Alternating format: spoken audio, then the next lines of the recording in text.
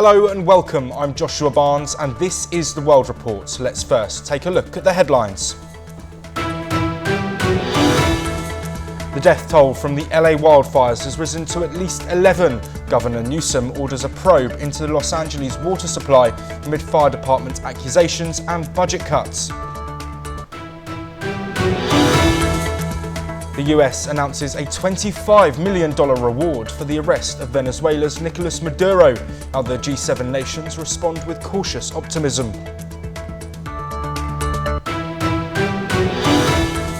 The United States and the UK impose stricter sanctions on Russia's energy sector in a bid to cripple the country's war economy.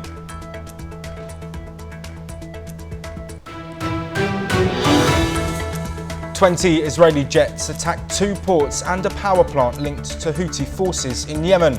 20 people are killed in Gaza in the last 24 hours.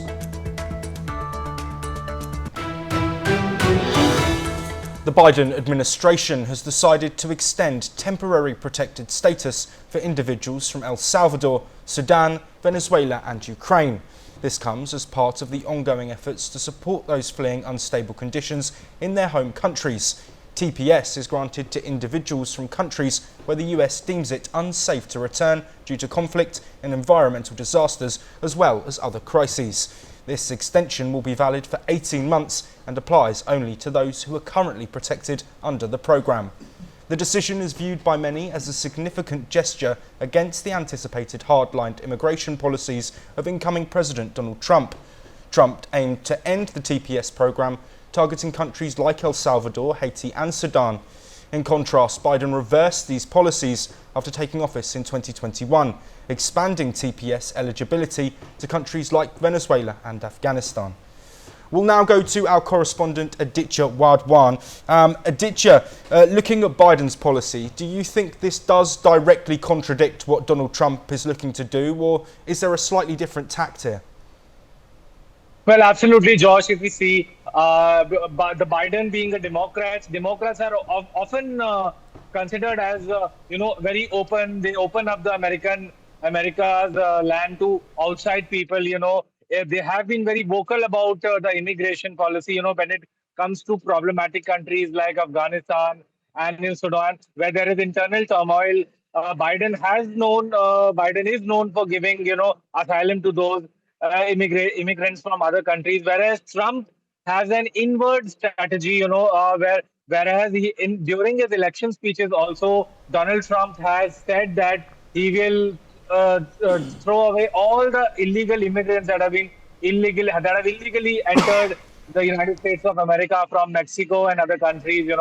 There is a huge contrast when it comes to immigration. There is a sort of slight difference between the policy of the Republicans as well as the Democrats. So now, it seems that, this decision might be reversed by Donald Trump because he has taken such a hardline step towards immigration. And let us remind our viewers that this hardline stance against illegal immigration is about Trump's plan to make America great again. So that is all that we know about this so far. Yes, back to you in the studios, George. We are joined by Dr. Sandeep Tripathi, a foreign affairs expert who joins us in the studio. Dr. Tripathi, we are looking at immigration, which has been a contentious topic throughout the election campaigning and in the days and weeks leading up to Trump's inauguration. Do you think this policy that Biden has introduced at the last minute will have much of an impact on Trump and his plans, or do you think this is more of a signal from Biden to sort of throw a last spanner in the works before the incoming president takes office? See, it's very interesting that just before 10 days before Trump is coming to the power, especially in a sword position. But the thing is that the two ideological positions, Republican versus the Democrats. See, the Democrat philosophy is to give the much more liberty, human rights, and all that. So, what Biden is doing, the extension of this position, for the 1 million peoples. So, I think this is the line of the philosophy of the Biden administration. But at the same time, we should think that Trump is very critical about the immigration policy, and in the history also, the first time when he came into the power from 2016 to 2021. So he was in the power just because of this immigration policy, and during this time he was very proactive regarding to facilitate this anti-immigration policy, and he was he declared during the electoral campaign that in the first day his policy will be realized, and the policy is the largest ever deportation program in the history. So this is somehow the promises that he is willing to deliver in the first day, and just before 10 days Biden is giving the relaxation, is giving such kind of legal rights to stay at least 18 months more. So I think this is ideological fight between Democrats and the Republicans. But we know the White House is waiting for the Trump, and Trump is very eagerly waiting for those days to implement his promises that he made during the electoral campaign. And this is the first top electoral agenda of the Trump administration. And Trump administration is eagerly waiting the 20th January. I hope that this kind of Biden's administration step is no longer to be effective in American politics, and Trump will phase out, and this is the signature plan of the Trump, and obviously Trump will benefit from this kind of immigration policy. Thank you, Dr. Tripathi. We're also joined by Ambassador Suresh Goel, a former diplomat. Ambassador Goel, we're looking at people, and specifically people who have entered the United States because of crises or natural disasters. This doesn't directly relate to the sort of illegal immigration that Trump has been talking about, though some Venezuelans may have travelled into the US through the Mexican border illegally. Do you think this is two separate issues that are being discussed, or do you think this comes under the same conversation? Well, first of all, there is a clear distinction between legal immigration, where all the processes of the host country have been followed, and therefore the asylum seeker or the migrant into the USA in this case is legally entitled to stay in the country, whether this is through H-1B visa route or through asylum properly granted, etc., etc. Those who have come into the country without any proper processing, proper papers, is entirely a different matter. And I'm saying that clearly cognizant of the fact that there are all kinds of issues involved here: human rights, rights of the minorities, rights of the people, and obviously if they have left their own native countries to come into the USA, there must have been extenuating circumstances to require to do that. However, coming from India, we have faced the problems of this kind of unbridled migration into the country. They have changed the social dynamics.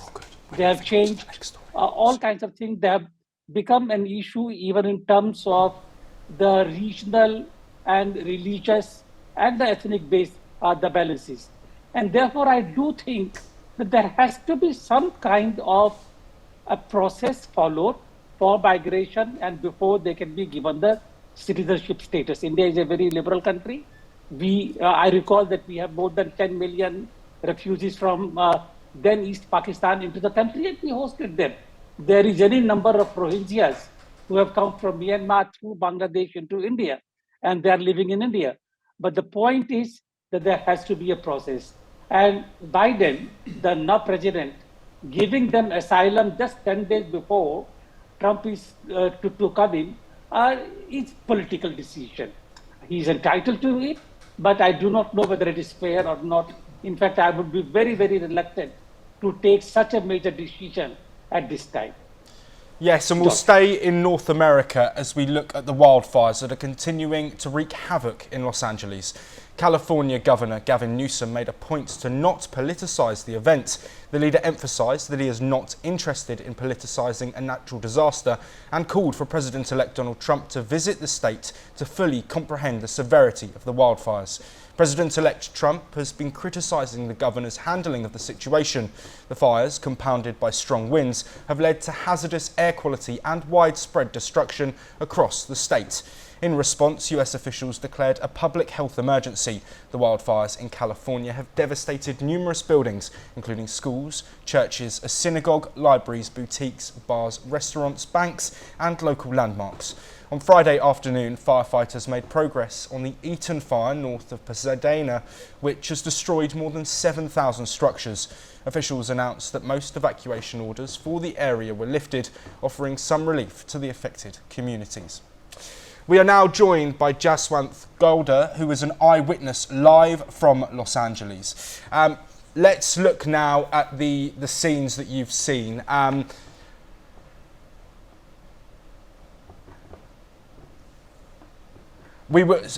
apologies. We are joined by Suresh Goel again, a former diplomat. Ambassador Goel, we're looking at a response here from Trump to the fire and the wildfires that have been wreaking havoc across Los Angeles. He is clearly pointing the finger at the authorities in the county. There have been questions raised about whether the fire hydrants were working properly, whether there was enough water. But the governor has tried to distance himself from a political debate on this issue and really has brought it back to the devastation that's been caused. Do you think Trump will take this forward in the fallout? Obviously, the incident is still ongoing. But do you think he could turn this into a political statement with him looking at the area and looking at what he can do next?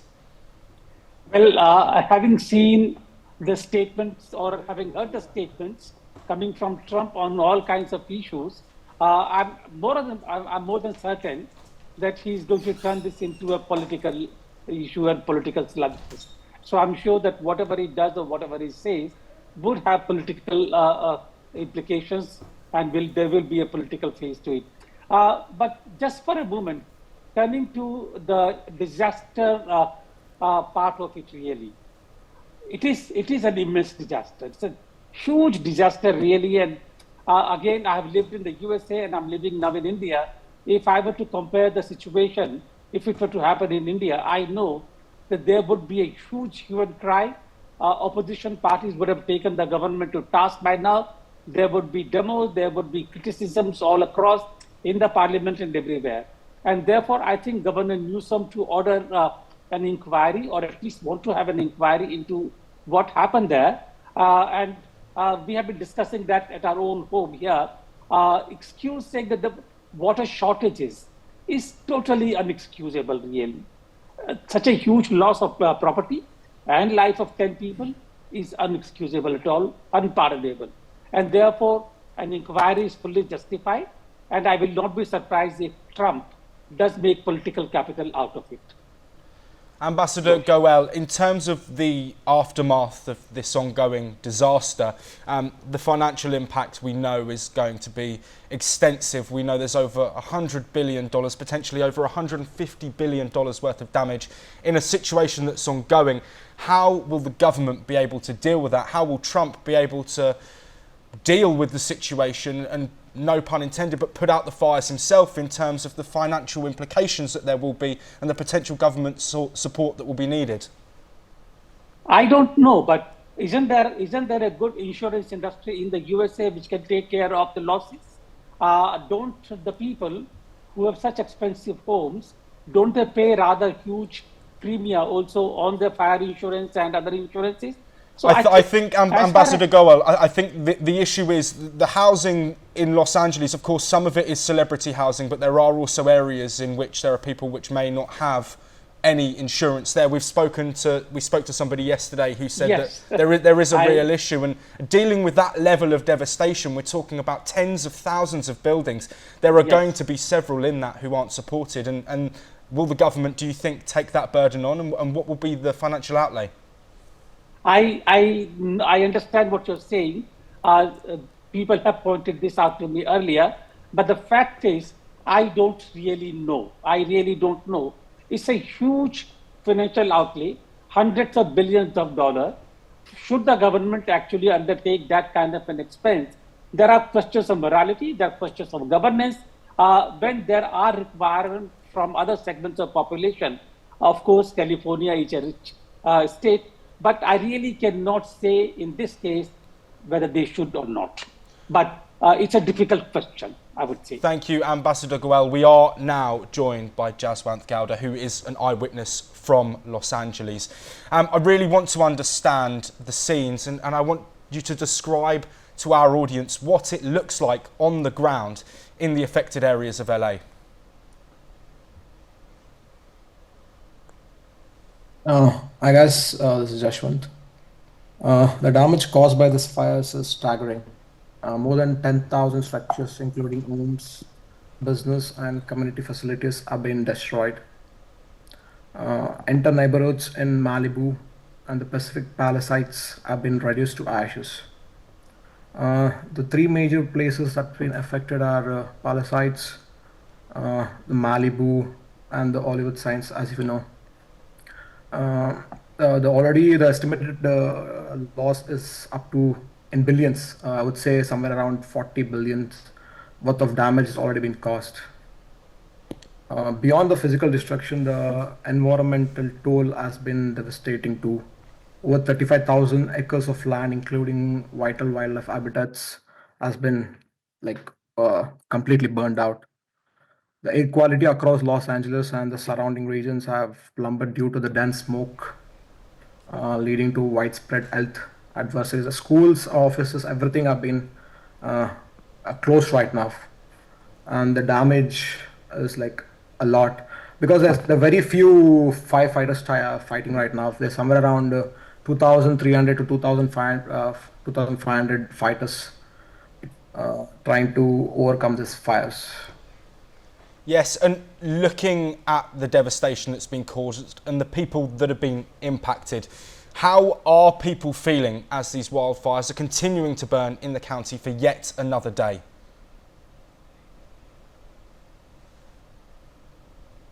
As of now, there's a lot of medical care being taken care of, and we have a lot of people coming from the north, we would say from the Canada, to help in the aid. So the people here have been properly treated because the most of the people who are having these losses are from high-end places. Let's just say Malibu and Santa Ana. So they lost some place. It's not like they don't have relatives, so they go back to the relatives' places also. The people who have a lot of damage has still been taken care by the government, so they should be fine. The main concern here is to take out the fire because it's spreading wildly and it's really close to Los Angeles downtown. So the main concern here is to put out the fire.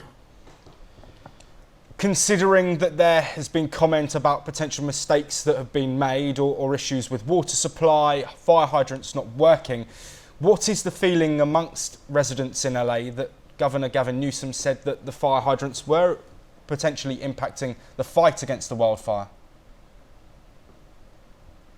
Yeah, the actual problem actually started from past 4 months, I would say, because the LA mayor, she had to sanction somewhere around $17.5 million to the firefighting resources. The amount was actually stopped and it was not actually sanctioned. So they had limited resources. And to be frank, the firefighters were not actually ready for the huge destruction. They didn't expect. It was all of a sudden. They're still doing good and they're still taking major steps to be done. I think in coming tomorrow, the day after tomorrow, it'll be done. It'll be completely off. We just have to take care of what's coming next after the destruction, rebuilding. So yeah. Thank you, Jaswanti, for joining us. We will, of course, continue to bring you all of the updates on the Los Angeles fire and the aftermath. We now move to the recent arrests of 4 Algerian influencers in France for allegedly inciting violence and justifying terrorism, which have sparked controversy. French Interior Minister Bruno Retailleau criticised Algeria for undermining France, while concerns also grow over the detention of French-Algerian novelist Boulam Sansal. These incidents intensify tensions between Paris and the Algiers. Here is a full report. 4 Algerian influencers supportive of Algerian authorities have been arrested in recent days for social media posts allegedly promoting violent acts and spreading hate messages in France. The French Interior Minister, Bruno Retailleau, said that it was out of the question to give a free pass to these individuals who spread hatred and anti-Semitism. He claimed during a visit to Nantes that Algeria was aiming to undermine France. He also raised concerns about French-Algerian novelist Boualem Sansal, who is currently detained by Algeria on national security charges. Un seuil extrêmement inquiétant. On voit bien que l'Algérie cherche à humilier la France. L'Algérie détient actuellement un grand écrivain, Boualem Sansal, qui est non seulement algérien, mais qui est aussi français. The individuals arrested in France for inciting violence and justifying terrorism include Doualem, Sophia Benlamain, Youssef A. and Imad Tintin. They were detained in various locations across the country. Doualem was deported to Algeria, but was sent back to France after being banned. His lawyer has criticized the administration's decision of deportation, arguing that it was done without sufficient legal grounds. Tintin was arrested on Saturday for making violent remarks about burning alive, killing and raping on French soil. He is set to stand trial on March 5th for this act of terrorism. This incident has further intensified the escalating tensions between Paris and its former colony. Bureau Report, NewsX. That is unfortunately all we have time for. We'll be back shortly with more of your latest international news updates.